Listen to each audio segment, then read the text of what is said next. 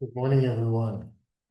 I see that many people came out, even though it was a little possibility of rain today. Fall is in the air. So we've gone through several months of drought, many sunny days wishing for rain. Now we have some gloomy days wishing for sun.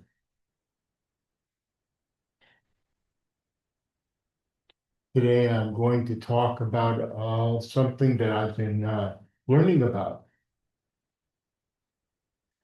Last week, we had Guan Yin blessing celebration. Guan Yin Bodhisattva is the mind state of loving kindness and compassion.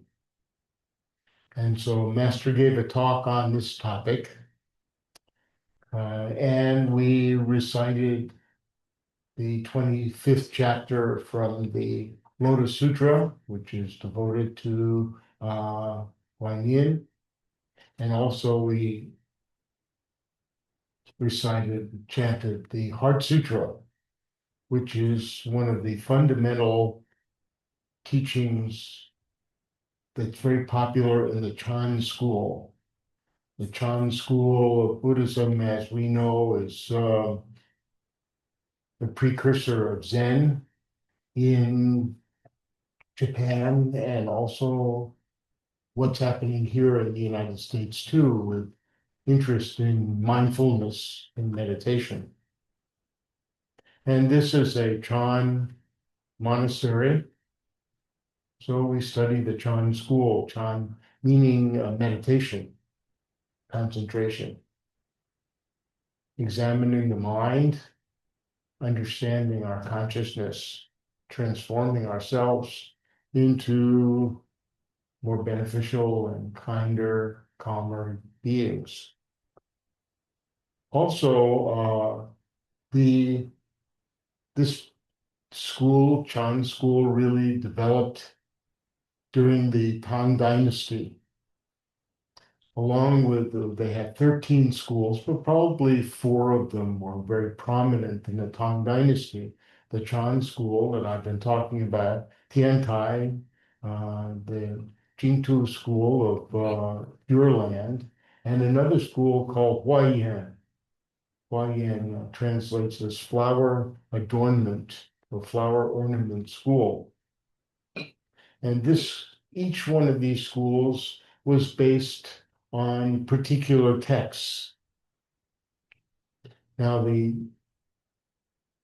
text that was prominent in the Chan school, the Prajna Paramita texts, perfection of wisdom texts, the Heart Sutra and the Diamond Sutra. For the Tiantai school of the Lotus Sutra. For Huayan, the text was called Huayan Jing, translated from the Sanskrit Avantamsaka Sutra. So this school had about a 250-year good run. And during that time, there were 5 great masters of the school. The school emerged out of the period of persecution of Buddhists in the late 6th century. And unfortunately, it was destroyed by a Buddhist persecution during 840.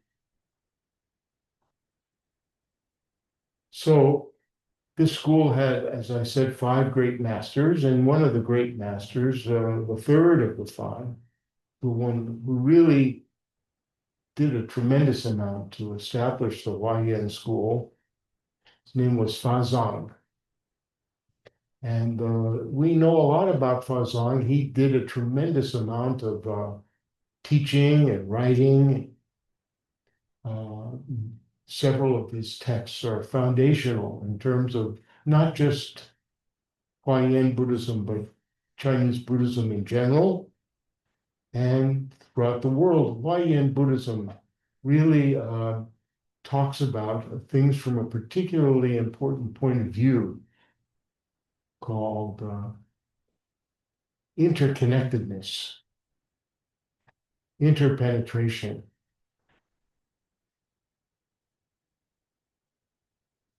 So in the Heart Sutra, for example, which was a foundational text for many Buddhists, because it's very short and it can be memorized and recited easily, became something that many people could identify with, even though it's very profound. Maybe they don't understand it completely, but they make an attempt to do that. It's a teaching about emptiness. So it begins as we chant it here in English. It begins with the story of Avalokiteshvara, Guan Yin, the one who listens to the sounds of suffering in the world and is very compassionate. Begins with Avalokiteshvara while in deep meditation on Prajna Paramita, the perfection of wisdom, clearly perceived the empty nature of the five skandhas. The five skandhas being our physical body, our feelings, our perceptions, our thoughts, our habitual patterns, and our consciousness. So all of those things they call empty. So that's where, oh, this is very profound. What does emptiness mean? But from the Huayan school, emptiness is about interconnectedness. So those people who are familiar, for example, with the modern day teacher Thich Nhat Hanh spoke a lot about emptiness from the point of view of interconnectedness, interbeing. So here's a modern day great master who really picked up on the teachings of Huayan. So Master Fazang, very great teacher and also a great translator. He was connected. He lived for a great number of years in the mountains right outside the capital city of Chang'an. Chang'an is modern day Xi'an. Sorry, Xi'an. Modern day Xi'an is where the terracotta warriors are. At that time, it was one of the capitals of the Tang Dynasty, the main one. And so there were many Buddhist centers and temples in that area, also in Huayan, a few hundred miles to the east, where there was another capital of the Tang Dynasty. So the emperor would go back and forth. And during this particular period of time, the Tang Dynasty also had an interim monarch who was Empress Wu, the only female emperor of China, who ruled kind of in a brutal way. To be an emperor, you had to have some brutality. I think many of them did. So Fazan, who lived in the mountains, the Zhongnan Mountains, about 50 to 80 miles from Chang'an, he studied there and taught there, and then would go back and forth to Chang'an. He became involved with the Empress Wu, who was a big follower of Buddhism, particularly interested in the Avalokiteshvara Sutra. So she studied with Master Fazan.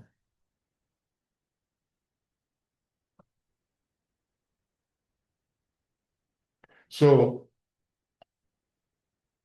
one of the things that happened to Master Fazan while he was being asked to translate the Avalokiteshvara Sutra, the very end of that, the last very long chapter, they were having trouble translating it, and he was asked to do that.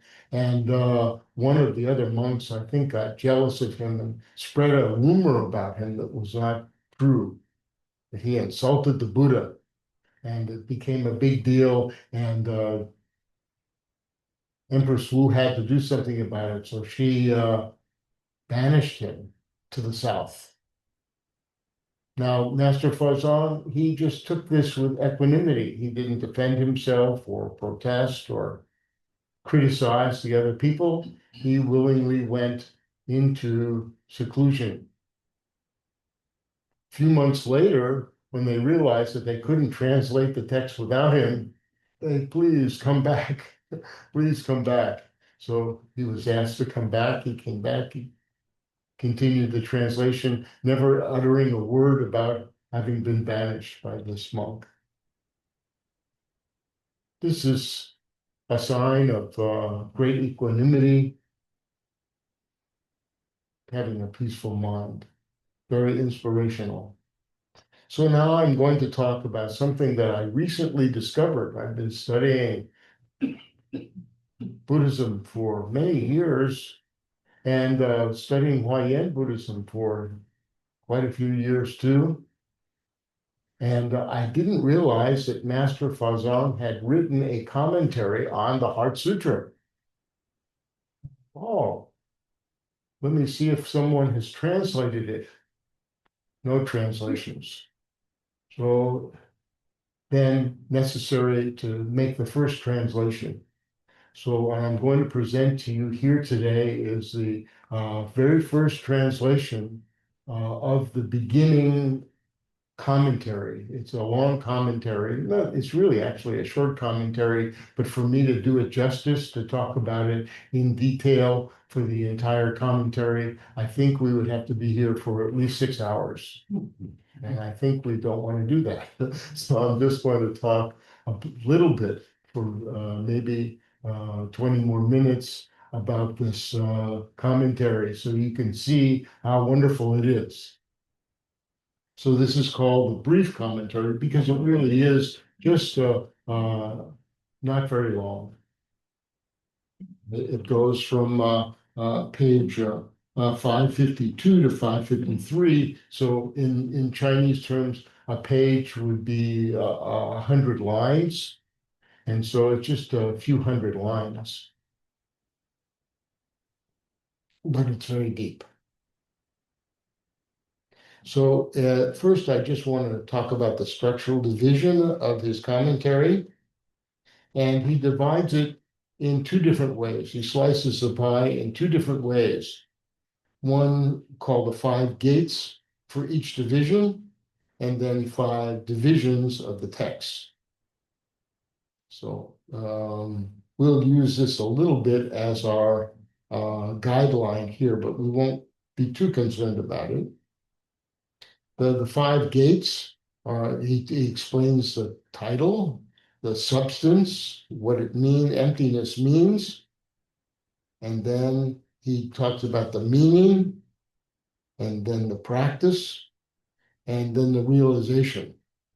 And he does this for each of the sections, each of the divisions. So here we have the 5 divisions, how the teaching arises, how it is included in the great canon of all of the works, what is the central aim or orientation of the teaching, the explanation of the title, and then the explanation of the text. So he goes into a lot of detail. Now, this text, you have to understand, would have been really well known to all of the people. So he doesn't recite the text in his commentary because it is so well known. The Bodhisattva Avalokiteshvara, while deeply immersed in Prajna Paramita, clearly perceived the empty nature of the 5 skandhas and transcended all suffering. Sariputra, form is not different from emptiness. Emptiness is not different from form. Form is emptiness. Emptiness is form. So it is with feeling, conceptions, mental formations, and consciousness. Sariputra, all dharmas are empty in character, neither arising nor ceasing, neither impure nor pure, neither increasing nor decreasing, and so forth. So easy to memorize, easy to recite. We'll do it here in a few minutes. Not always easy to understand. So he writes a preface to this, and his preface is very beautiful. You can see how he writes and how beautiful it is. The true source and pure model lie beyond all nets of words. The subtle path of wondrous enlightenment transcends the reach of speech and imagery. Through truth and convention are both quiescent. The two truths ever abide. Through emptiness and existence are both gone. Their single flavor always shines. Truly, emptiness has never been without existence. Existence itself reveals the meaning of emptiness. Illusory experience has never been apart from emptiness. Emptiness itself illuminates existence. Because existence is empty, it is not real. Because emptiness is not apart from form, it is not a void. The emptiness that is not mere void is emptiness without nihilism. The existence that is not substantial is existence without permanence. When the four attachments vanish, 100 delusions are dispelled. Such is the profound intent of Prajna, wisdom. To describe it fully would take 200,000 verses, yet to capture its essence requires but 14 lines. The Heart Sutra is a lofty torch lighting the dark crossroads, a swift vessel crossing the sea of suffering. Well, this is his very eloquent and beautiful introduction, his preface. He continues, therefore, Prajna takes, this is Prajna, is wisdom, takes divine insight as its essence. Paramita takes the reaching of the other shore as its function. So wisdom here is the insight into the essence of the true mind. And paramita, which means perfecting, the perfecting of our wisdom, takes the reaching of the other shore as the function. The reaching of the other shore is to become enlightened. It's the image to reach the other shore. Heart, so this is the title that he's talking about, the Prajna Paramita Heart Sutra. Heart reveals what is essential and wondrous. Sutra threads through all the words of the teaching.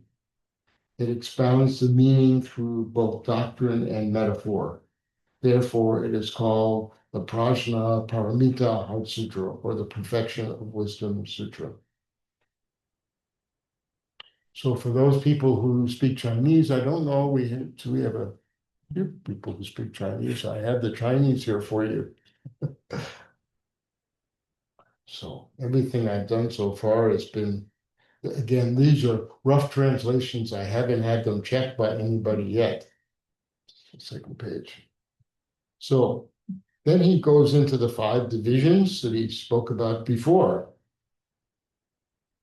Rising of the teaching, the inclusion in the canon, the central aim, the explanation of the title, the explanation of the text. And then in the arising of the teaching, he says the arising of the teaching follows the Prajnaparamita Sutra, the great Perfection of Wisdom Sutra. Just as Mount Sumeru, the king of mountains, does not tremble without causes or with few causes, so too the arising of Prajna teaching depends on causes and conditions. So Mount Sumeru is a metaphor for how the world revolves around the great mountain.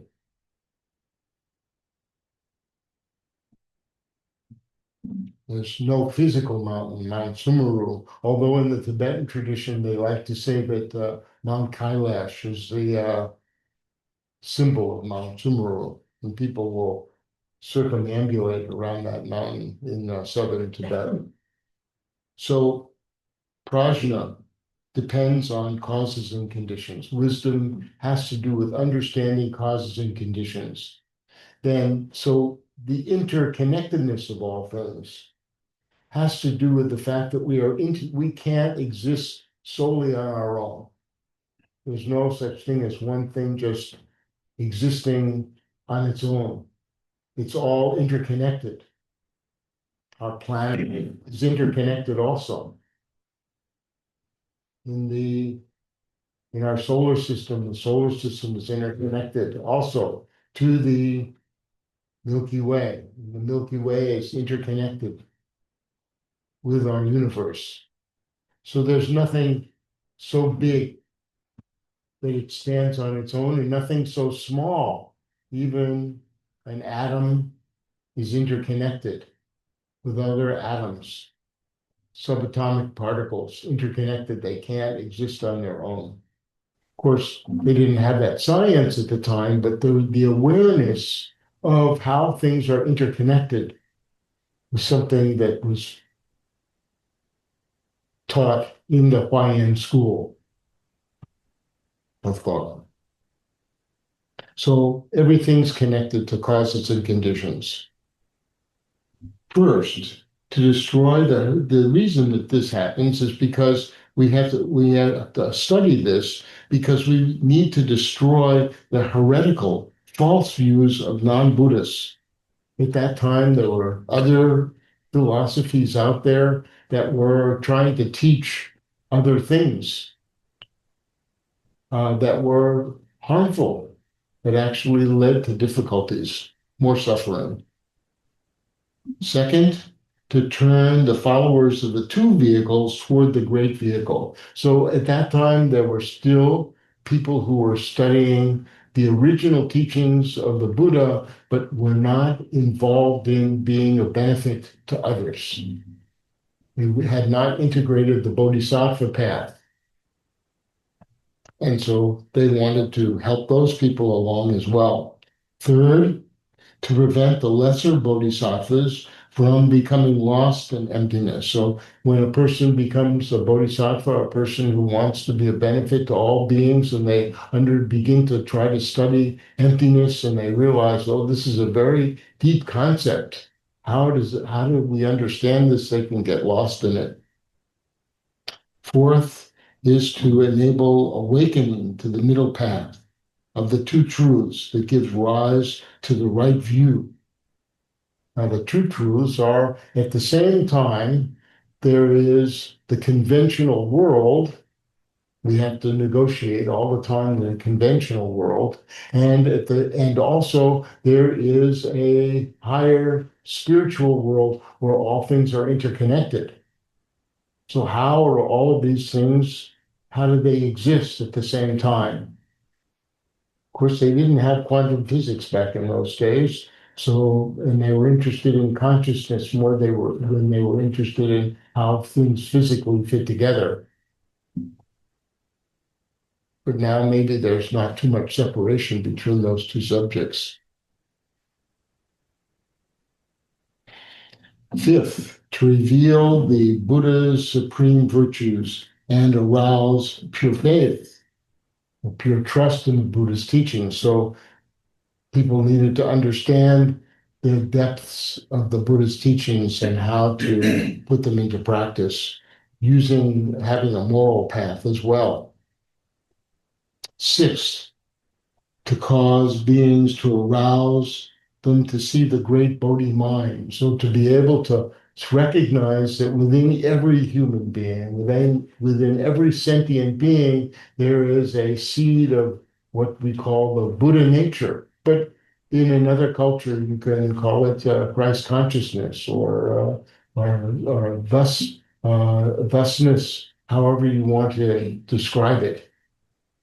It's that a willingness and interest to want to transform ourselves, to transform our consciousness, and help the world be a peaceful place. 7th, to encourage the cultivation of the Bodhisattva's profound and vast practices. So here, he's talking about the 52 stages of the Bodhisattva. So when a Bodhisattva when they take their vows from the Huayin school, they want to study how to go through the 5 sets of 10 practices each, the 10 stages of trust or faith, the 10 abodes, the 10 practices, the 10 dedications of merit, the 10 grounds or bhumis. And so they go through these different sets of practices. So he's saying this would be as beneficial as well. 8, to cut off all heavy obstructions. So Fazong was someone who really reverted back to the early teachings of the transition from Indian Buddhism to Chinese Buddhism in a text called The Awakening of the Mahayana Faith. And in that text, I've talked about how there were 9 types of obstructions or 9 defilements. And here he's talking about we need to be able to cut ourselves off, particularly from the most coarse, the 6 coarse defilements. 9th, to attain the fruits of Bodhi and Nirvana. Yes, we want to become awakened and we want to be free from suffering. And 10th, so that this teaching may flow down to later generations and benefit all beings. So when Fazang wrote this, he hoped that it would still be found by some poor student of the Dharma in the 21st century. So briefly stated, these 10 fully contain the intent, thus the teachings arose. In Chinese as well. So when he talked about the inclusion in the canon, he said, including in the great compendium of all of the Buddhist works, within the 3 baskets, it belongs to the sutra basket. So the 3 baskets are the original teachings of the Buddha, the sutta, the Vinaya, and the Abhidhamma. The suttas are the discourses of the Buddha. The Vinaya is the teaching of the moral code. And the Abhidhamma is a structural interpretation of the psychology and the cosmology of how things fit together. So this is part of the sutra. Sutra is the Sanskrit word for sutra, sutta. And with the 2 collections, it is included in the Bodhisattva collection. So there are collections within the suttas, and specifically those that are dedicated to the development of the Bodhisattva practice. The Lotus Sutra, the Avantamsaka Sutra, and the Sarangama Sutra are 3 of those basic texts. And within the provisional and true teachings, it is encompassed by the true teachings. So he's basically saying this Prajna Paramita also part of that as well. So the central aim and orientation, the third, the central aim is to find thus what is expressed by words is called the principle. Where the principle leads is called the orientation. First, in general, 3 types of wisdom are taken as principle. The true form of things as they are, this is the true original nature, which is contemplated. 2, careful consideration, the wondrous wisdom it contemplates. And 3, verbal expression, teaching that expounds the above two. It does not go beyond these, hence they form the principle. So there are some technicalities here. The truth form of things as they are were referred to by the Buddha specifically, namely trying to help people understand that the true nature of things is emptiness. If you look at things carefully, you see that they can't exist on their own. They're interconnected to all of the things. That's the basic idea that was taught by the Buddha and also in Mahayana. Careful consideration, wondrous wisdom that contemplates. This is actually referring to a transformation of our consciousness from our everyday consciousness into being able to observe the world with wonder. Maybe like a child would observe the world with wonder without so many judgments, without so many biases or prejudices, just being able to see things carefully like a scientist too, also, just being able to look at something and trying to understand it in detail. There are also these three pairings. Teaching and meaning are connected, the verbal teaching and the principle, and other two as orientation. Object and wisdom, the true emptiness. Object as a principle, contemplative wisdom as orientation, and the cause and result. The Bodhi practice's cause is the principle, and the Bodhi fruition as virtue is its orientation. So this interconnection of principle and orientation would take some time to really explain in greater detail, more than I would have time for today. So now he goes into the explanation of the title. He already explained it some, but he does it again. The fourth, the explanation of the title. What is the sutra's intent? There are 5 components in the name: Prajna Paramita Heart Sutra and brief commentary. That's the name of his text. The first form constitutes the sutra's name. The last denotes this commentary.